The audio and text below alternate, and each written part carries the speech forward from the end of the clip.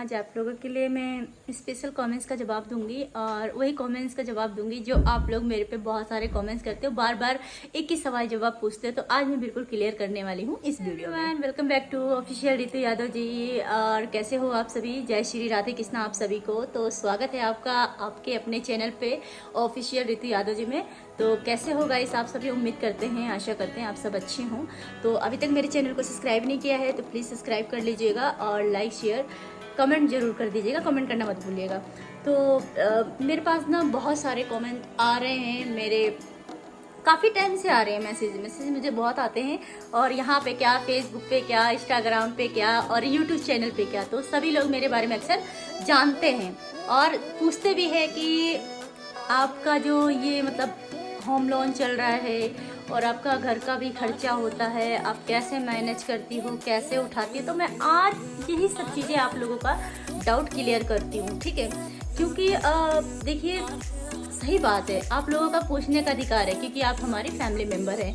तो आप सभी का अधिकार बनता है पूछने का और मेरा बात बोलने का है। बिल्कुल बिना हिचकिचाए मैं आपके सवालों का जवाब दूंगी यहाँ पे। तो मैंने कि चलो छोड़ो, रहने दो घर की परेशानियाँ हैं, आज नहीं तो कल ठीक हो जाएगी, है ना? ठीक हो जाएगी। और आपको भी कहीं ना कहीं ये लग रहा है कि मेरे आगे पीछे कोई भी नहीं है। सच्ची बताऊँ तो कोई भी नहीं है, वाकई में नहीं है। मैं सच बताऊँ तो बिल्कुल भी नहीं है। क्योंकि एक होता है ना जीवन में कि यार काश मेरे पास मेरे पापा ही होते सपोर्ट में, काश मेरा भाई होता मेरे सपोर्ट में। मतलब हम भी सोचते हैं ऐसा दिल से, बट आज के डेट में कोई किसी का नहीं है। बहुत लोगों को ये रिश्ते बुरे भी लग सकते हैं मेरी बातें, पर सही बता रही हूँ, आज के डेट में ना भाई है, ना भौजाई है, ना माँ है, ना बाप है। सिर्फ बोलने के लिए तो हर कोई है, हर कोई बोलने के लिए है। लेकिन अगर जब बात आती है पैसों की तो इन चीज़ों में ना हर कोई पीछे हट जाता है, ठीक है? और मेन चीज़ तो पैसा ही है। अगर आप पैसे हैं ना आपके पास, आपका घर बार पैसे से, ये तो है नहीं दोस्ती यारी से चलता है और किसी भी चीज़ तरीके से चल रहा है। तो मेन चीज़ होता है पैसा। पैसा आपकी जेब में है ना तो आप कुछ भी कर लो, कि हो सकता है सब चीज़ इसी से अच्छा होता है, पैसों से ही होता है। तो फिलहाल मैं यही बताने वाली थी कि बहुत लोगों का कमेंट है मेरे भाई बहनों का कि आपको यादव जी की जो नौकरी है, वो जो नौकरी है यादव जी की आपको मिल गई हो। तो बहुत सभी का कमेंट्स है, सभी का लगभग बहुत, क्योंकि सबको पता है मेरे हस्बैंड गवर्नमेंट जॉब वाले थे। तो मेरे हस्बैंड पक्के हुए थे 2014 में, ठीक है? 2014 में वो पक्के हुए थे, ठीक है? तो 2014 में उनकी सैलरी कम से कम नहीं तो 20,000 थी, 20,000 रुपये सैलरी थी। तभी जा करके उन्होंने ये होम लोन लिया था। और होम लोन भी कब मिला था? होम लोन भी मिला उनको नौकरी के ऊपर, ठीक है? घर बार नहीं देखा था उन्होंने ये देखा कि इसकी नौकरी है। घर बार भी देखा, उन्होंने कोई फर्क नहीं पड़ा घर है कि नहीं है, बस उन्होंने नौकरी के ऊपर मेरे हस्बैंड को लोन दिया था, ठीक है? तो मैक्सिमम मेरे मतलब ब्याज स्याज लगा के मेरा 20 लाख के आसपास लोन था, मतलब है अभी भी है। तो मतलब सभी मतलब यही क्वेश्चन था कि आपको यादव जी की नौकरी क्यों नहीं मिली, आपने क्यों नहीं किया, आपकी नौकरी लग गई कि नहीं लगी है, क्या बात हो गई है। तो मैं आज आपको बताना चाहती हूँ कि देखो, नौकरी तो मिल जाएगी, नौकरी कहीं नहीं जाएगी। नौकरी का डिसीजन मेरे हाथ में है कि मैं करूं या ना करूं। क्योंकि मैं सोचती हूँ ना, मेरे पास 2 बच्चे हैं, 2 हैं, वो भी मेरे जिम्मेदारी पे हैं और मेरे ही सब कुछ मैंने ही करना है। तो मैंने डिसीजन ये लिया कि जॉब जो है पहले मैंने अपने घर में डिस्कस किया, क्योंकि मेरे घर में मेरे पापा मेंबर हैं इस परिवार में, तो मेरा फर्ज बनता है कि मैं एक बार डिस्कस करूं। तो जब यादव जी की 13वीं थी ना, तो हमारे 13वीं वाले दिन ही हमारे स्टाफ से, मेरे यादव जी के स्टाफ से काफ़ी सारे स्टाफ भाई वगैरह आए थे यहाँ पे। तो उन्होंने डिस्कस करा हमारे पिताजी से, घर वालों से मेरे डिस्कस किया। तो मेरे घर वालों का कहना था कि जो है रितु तो कैसे भी करके घर चला लेगी, और मेन चीज़ है उसके पास बेटा है, यादव जी का बेटा है, तो नौकरी उसके बेटे को ही मिलनी चाहिए। तो उन्होंने एक बार ये भी बोला कि एक बार मैडम से भी पूछ लिया। बहुत ज़्यादा ख्याल ही नहीं आ रहा था, फिलहाल मैं इतनी ज़्यादा अंदर से परेशान थी, डिस्टर्ब थी, मेरी तो दुनिया ही उजड़ गई नौकरी को लेकर बात जो कर रहे थे। तो मैं हाँ ना का कुछ जवाब नहीं दिया। मैंने अपने ऊपर अभी तक अपने माइंड में मैंने रखा है कि नौकरी करूँ या ना करूँ, या मैं अपने बेटे के लिए रख दूँ। तो मैंने बहुत सोच समझ के ना मैंने अपने बेटे के लिए ही हाँ कह दिया, क्योंकि उसके दादा सभी लोग मतलब जहाँ तक है उनका ख्याल मेरे बेटे के ऊपर है।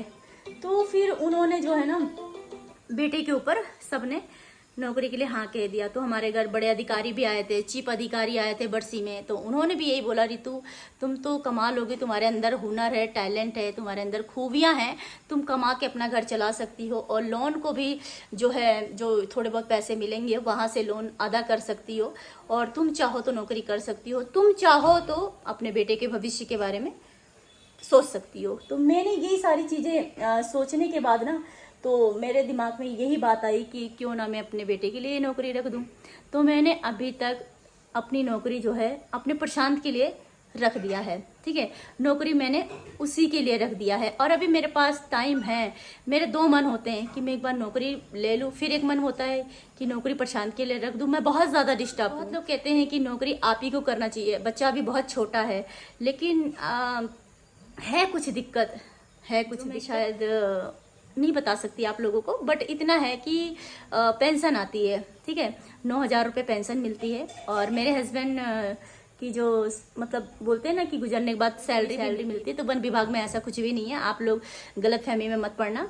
जो मेरी अर्निंग आती है वो यूट्यूब चैनल से आती है, और मेरी अर्निंग जो आती है, मैं पार्लर का काम करती हूँ, पार्लर से कमाती हूँ, और जो मेरी अर्निंग आती है काम से ही आती है, बाकी मेरी कोई सोशल इनकम नहीं है, ठीक है, वैसे इनकम कोई भी नहीं है मेरे पास। तो मैं इसीलिए मैं अपने बेटे के लिए नौकरी रख दी है, क्योंकि वो पढ़ लिख के कल के दिन, आखिर बेटे का चॉइस तो कुछ और है करने की, छोटा है, 9th क्लास में है, तो मैं भी बहुत कुछ सोच रही हूँ उसके बारे में कि क्या करूँ क्या नहीं करूँ। फिलहाल आप लोग अपनी बेटे के लिए जॉब रखी है, क्या सही है क्या गलत है, प्लीज़ मुझे बताना, मुझे करना चाहिए या मेरे बेटे को मिलनी चाहिए नौकरी। मेरे ख्याल से तो मेरे बेटे के लिए होनी चाहिए, क्योंकि मैं वन विभाग की नौकरी कर नहीं सकती, क्योंकि मुझे मेरे हस्बैंड जब सही सलामत थे ना, तो मेरे हस्बैंड ही मना करते थे, कहते थे रितु इस लाइन में कभी मत आना, पता नहीं क्यों मना करते, बट वो खुद कहते थे कि रितु इस लाइन में कभी मत आना।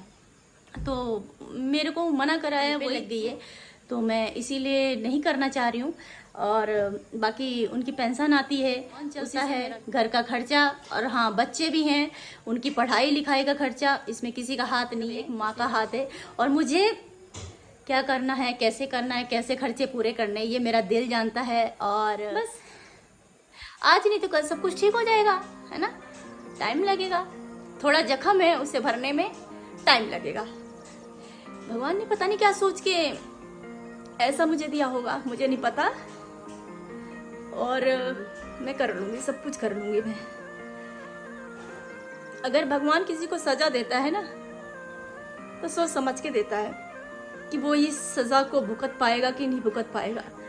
तो कुछ दर्द ऐसे भी हैं अंदर, शायद मैं दिखा नहीं सकती और मैं बता नहीं सकती, लेकिन मैं इतना कहूँगी, जो कभी मेरे पति नहीं कर पाए ना, करके दिखाऊंगी। लेकिन आज वो ठीक होते, बिस्तर पे होते ना, तो इससे डबल तिबल खुशी होती, लेकिन आज सब कुछ अकेले करना पड़ रहा है। कुछ लाइफ में कुछ ऐसी घटनाएं भी हैं जो कि मैं शायद यहाँ सोशल मीडिया पे शेयर नहीं कर सकती, और मैं सब कुछ ठीक करके दिखाऊंगी, और अपने बच्चे को अच्छी लाइफ दूंगी, अच्छी एजुकेशन दूंगी, जो मेरे बच्चे लाइफ में अपने मम्मी का नाम रोशन कर सके और अपने पापा का नाम। यही सारी चीज़ें हैं। और फाइनेंशियली दिक्कत भी है, ऐसा नहीं है फाइनेंशियली दिक्कत नहीं है, लेकिन मैं ये सोचती हूँ कि भगवान ने मुझे ये सज़ा दी है ना, तो कुछ ना कुछ तो वो भी मेरे बारे में सोचते होंगे, कुछ अच्छा तो मेरे बारे में वो भी सोचते होंगे ना। ऐसा तो है नहीं कि सज़ा दे दिया मैं जीवन भर ऐसी रहूँगी, तो वही सब कुछ करेंगे जैसा भी करेंगे। और बस इतनी सी लाइफ है, और इसी लाइफ को मैं हंस खेल के अपने बच्चों के साथ बिताना चाहती हूँ, खुशी से अपनी लाइफ को जीना चाहती हूँ। और बहुत प्रयास किया था, बहुत कोशिश किया था उनको बचाने के लिए, शायद नाकामयाब हो गई मैं। तो मैं उनकी जगह पे जाना ही नहीं चाहती, जो उनकी नौकरी है ना, मैं वहाँ जाना ही नहीं चाहती, और मैं चली गई ना, नहीं जाना चाहती वहाँ पे। और अपने बच्चे को ना मैं ऐसी पार्लर का काम करके, मेहनत करके अपने बच्चे को पढ़ाऊंगी, लिखाऊंगी, उस लायक, यही बोल सकती हूँ मैं आप लोगों को, और कुछ नहीं, बाकी और प्रॉब्लम नहीं है। आज थोड़ा दुख है, तकलीफ है, ये भी दूर हो जाएगा। बच्चों के साथ मैं खुशी रहना चाहती हूँ, धीरे धीरे सब कुछ खत्म हो जाएगा। पर हाँ, इस कलयुग के टाइम में ना, अगर लाइफ पार्टनर है ना, तो बहुत अच्छी बात है। अगर नहीं है ना तो बहुत दुख लगता है, बहुत हर्ट होता है। लेकिन जो आंखों के सामने होता है ना, असल में बहुत दुख देता है। उसके जाने के बाद बहुत तकलीफें हुई, बहुत परेशानियां हो रही हैं, बहुत चीज़ों से मुझे लड़ना पड़ रहा है, बहुत चीज़ों से उलझी हुई हूँ मैं, लेकिन मैं किसी को नहीं शेयर कर सकती। तो इसीलिए मैंने देख लिया है कौन अपना है कौन पराया है। इसीलिए मैं किसी को दोषी नहीं देती हूँ, मैं दोषी देती हूँ तो अपने भाग्य को और अपनी किस्मत को। बस यही चीज़ें हैं फिलहाल। और हट तो बहुत होता है, तकलीफ तो बहुत होती है यार। पति पति ही होता है, आदमी आदमी ही होता है, घर में रहने से ही उसके वातावरण अलग रहता है। लेकिन अब क्या करें, जीवन में ऐसा कुछ है नहीं, जीवन में ऐसा कुछ बचा ही नहीं। दुनिया देखी नहीं थी कि दुनिया पहले ही उजड़ गई, बारे में क्या बोल सकते हैं। तो जितने दिन तक आया है इंसान उतना ही रहेगा, इससे ज़्यादा नहीं रहेगा। और कब कैसी घटना घट जाए इंसान के साथ ये शायद हमें भी अंदाज़ा नहीं है। बस ठीक है, इतना ही है कि बस अपनी लाइफ में मैं खाऊंगी पीऊंगी, भगवान का सेवा करूंगी, बच्चों की देखभाल करूंगी, अच्छी माँ बन के दिखाऊंगी, इसे एंजॉय भी करूंगी, खुशी से रहूंगी। कोई साथ है तो ठीक है, नहीं है तो ठीक है, मुझे कोई प्रॉब्लम नहीं है। थोड़ा है, थोड़ा खाएंगे और मिल के रहेंगे, हंस बोल के रहेंगे। फिलहाल इस वीडियो पे मैं, इस चैनल को मैं और अच्छी सी वीडियो लेकर आऊँगी अभी। लेकिन क्या है ना, मैं अकेली पड़ जाती हूँ, इसीलिए मैं अच्छी वीडियो नहीं लेकर आ रही हूँ। मेरे दिल में बहुत है कि एक दादा दादी के टाइम का मैं कुछ लेकर आने वाली थी, बट वही हो जाता है कि कोई सपोर्टेड में नहीं है, कोई सपोर्ट में है नहीं। बट मैं सोचती हूँ कुछ ऐसी जर्नी दिखाऊं जो मेरे साथ बीती है शुरू से लेकर अभी तक। कुछ ऐसी चीज़ें लेकर आऊँ, इंटरेस्ट हो और लगे कि हाँ सच में ये जीवन में हुआ है और हो रहा है। इस कलयुग टाइम में सबके साथ ऐसा हो रहा है। तो मेरा दिल ऐसे ही बोलता है कि मैं ऐसी वीडियो लेके आऊँ। आज नहीं तो कल तो लाऊंगी, बहुत जल्द लेकर आऊँगी। देखते हैं कौन कौन मेरे साथ है कौन नहीं है, कमेंट करके ज़रूर बताना कि आपको मेरी जर्नी अच्छी लगती है या नहीं लगती है। ये बिल्कुल रियल है, ये बनाकर नहीं बोला जाता है। और किसी की आंखों में ना ऐसे आंसू नहीं आते हैं, ठीक है। आंसू तभी आते हैं जब उसके अंदर दर्द हो, दर्द में उस चीज़ से वही इंसान रोता है। हर कोई नहीं रोता है। अगर हम आपको बोल दें कि आप मेरे सामने बैठ के रो के दिखाओ तो शायद आप रो नहीं सकते, रोगे नहीं, क्योंकि आपके अंदर तो कुछ दुख तकलीफ है ही नहीं। तो इसीलिए तो रोता वही इंसान है गुजरा हुआ होता है। तो फिलहाल इसी बात के साथ बाय बाय।